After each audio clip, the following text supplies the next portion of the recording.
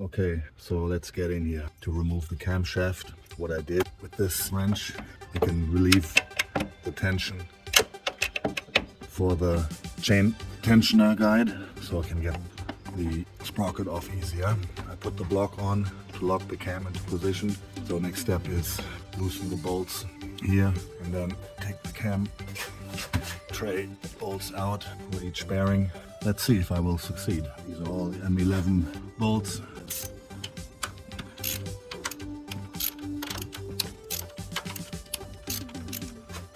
I try to reference to the position of the bolt in this elongated hole. In my case, they were not centered, but I can see where the marks are. This is where I'm gonna install the new cam the same way, in order that the timing should be then the same as before. The sucker out. Sprocket. I'm just gonna let it rest right off the cam front mount, so it's just sitting here. I secured the chain to the sprocket with some zip ties just to make sure it doesn't skip a tooth. Let's crack these open. I'm going from inside out.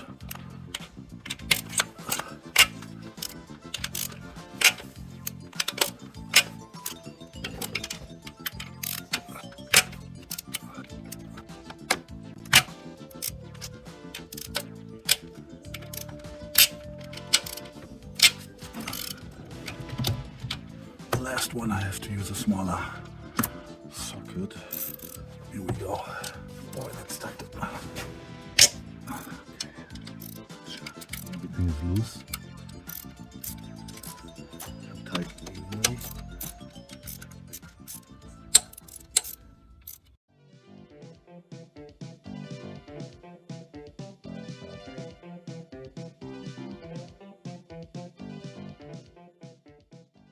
Remove them by hand now, the nuts. Yeah, not yet. Getting there. Just thinking about it, probably doing a head gasket job on this engine. It's fairly easy. You have head studs, easy access. I know that in its life, the head gasket was at least changed once on this engine.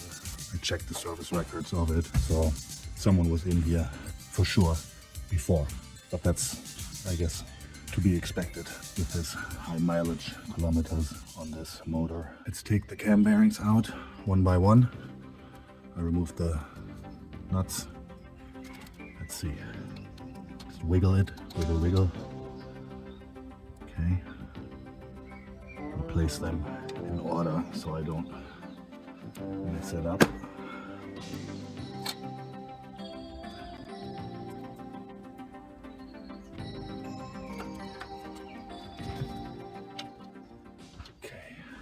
Cam is free. Have a look here. Cam bearing.